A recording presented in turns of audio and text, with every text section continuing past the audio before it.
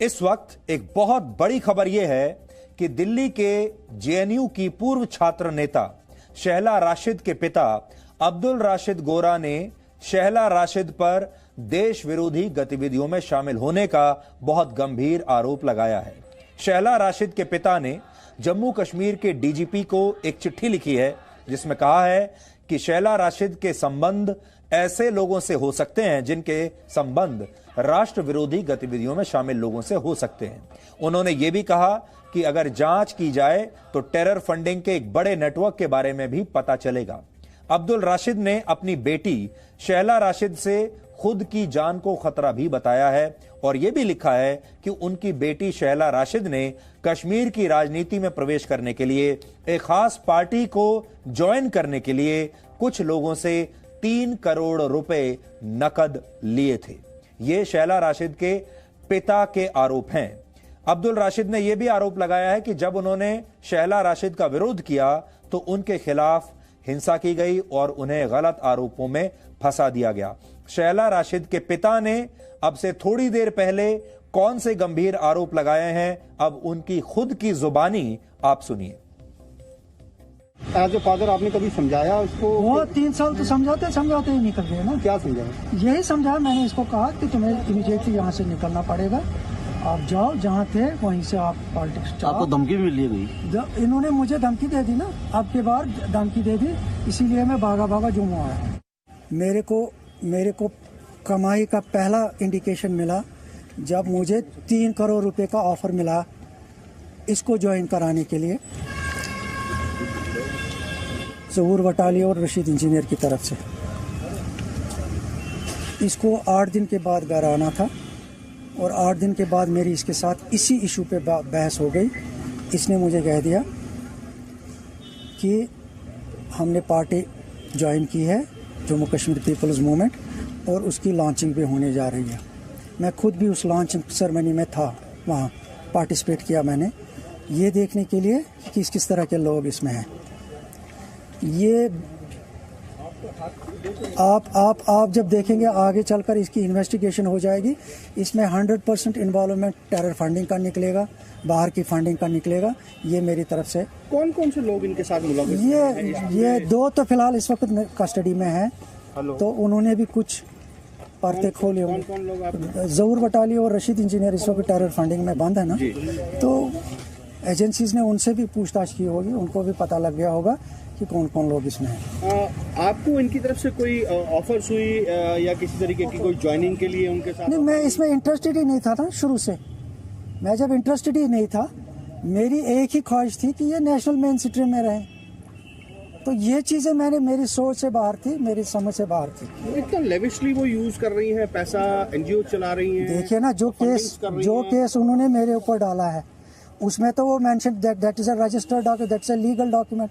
उसमें ये मेंशन कर रही है कि ये बेकार है, बेरोजगार है, इसकी बहन बेरोजगार है। तो कीजिए ना, अकाउंट्स की जांच कीजिए, पता लग जाएगा कितने बेकार हैं ये। तो इस पूरे सिनेरियो को कहाँ देखते हैं आप? कहीं ये गलत रास्ते पे जा रही है, ये गलत रास्ते पे जा रही है और हमें बचाना है, बाकी लोगों को भी बचाना है जो इनकी वजह से जद में आ सकते हैं, हमें उनका भी बचा देना है। इसमें इन्वेस्टिगेशन होनी चाहिए। बिल्कुल थॉरो इन्वेस्ट। मैं कहता हूँ अपनी तरफ से, मैंने 2 बार रिपीट किया, एक तो पुलिस अपनी तरफ से करे और एनआईए भी अपनी तरफ से पूरी जांच करे कि ये मसला है क्या। शहला राशिद के पिता ने अपनी बेटी पर बहुत गहरे, बहुत गंभीर आरोप लगाए हैं और ये आरोप लगने के बाद शहला राशिद की जो प्रतिक्रिया है वो भी हमारे पास आई है और वो भी हम आपके सामने रखना चाहते हैं। ये कहानी के दोनों पहलू हैं, दोनों पक्ष हैं। शहला राशिद के मुताबिक वर्ष 2005 से ही उनका एक पारिवारिक विवाद चलता आ रहा है अपने पिता के साथ। शहला राशिद ने यह भी कहा है कि घरेलू हिंसा की वजह से उनके पिता को खुद उनकी मां, उनकी बहन और उन्होंने घर से बाहर निकाल दिया था। यानी शहला राशिद की मां और उनकी बहन, इन तीनों का अपने पिता से पुराना विवाद चला आ रहा है। शहला राशिद वर्ष 2015 में जेएनयू छात्र संघ की उपाध्यक्ष थी। जब जेएनयू में टुकड़े टुकड़े कांड हुआ था, जिसकी रिपोर्टिंग जी न्यूज ने सबसे पहले आपके सामने की थी, जब वहां देश विरोधी नारे लगाए गए थे, तब भी शहला राशिद अपने पद पर थी। यानी उस समय 2016 में शहला राशिद तब जेएनयू छात्र संघ की नेता हुआ करती थीं, ऑफिस बेरर थीं, उपाध्यक्ष थीं छात्र संघ की, और उन्हीं के जमाने में जेएनयू में भारत विरोधी नारेबाजी हुई थी।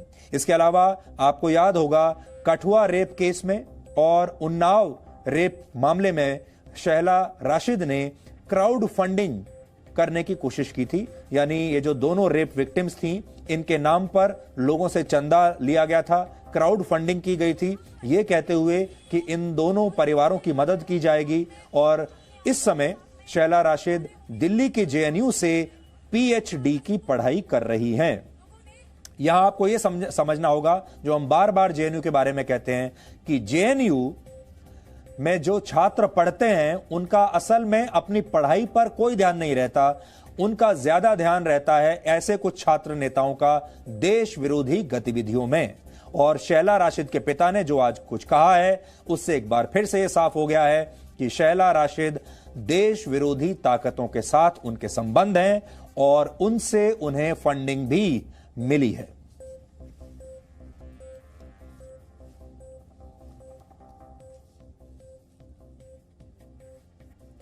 अब मैं आपको वो चिट्ठी पढ़कर सुनाना चाहता हूं जो शहला राशिद के पिता ने जम्मू कश्मीर के डायरेक्टर जनरल ऑफ पुलिस को लिखी है। उसकी कुछ खास बातें मैं आपको बताना चाहता हूं, जिसमें उन्होंने कहा है, just 2 months before the arrest of Zahoor Watali in terror funding case under UAPA, I was called by Zahoor Watali and Rashid engineer, जो कि पूर्व विधायक भी हैं, एट वटालीज रेजिडेंस इन श्रीनगर।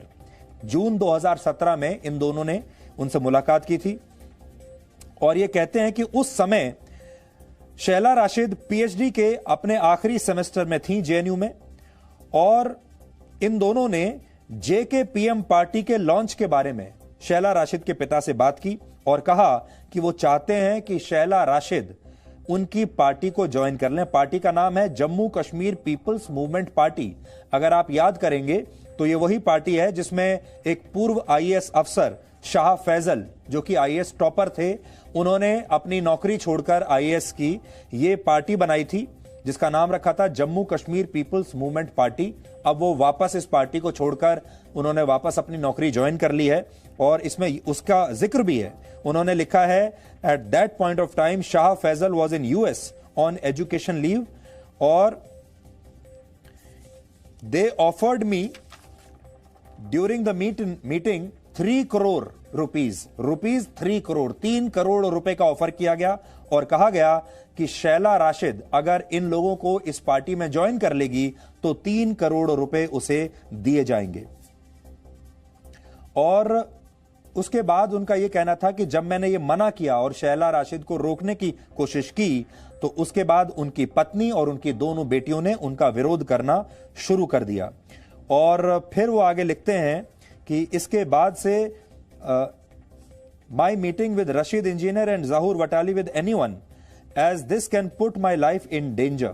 तो अब वो ये भी कह रहे हैं कि इससे मुझे ऐसा लगता है कि ये मेरी जिंदगी खतरे में आ गई है और मेरी बेटी मुझे मरवा भी सकती है और मुझे सिक्योरिटी, अब उन्होंने ये बात कही है कि मुझे मेरी जान का खतरा है और अगर एनआईए और बाकी पुलिस जो सिक्योरिटी एजेंसीज हैं अगर वो इसकी जांच करेंगी तो उन्हें यह पता चलेगा कि शहला राशिद ने इन लोगों से 3 करोड़ रुपया लिया है।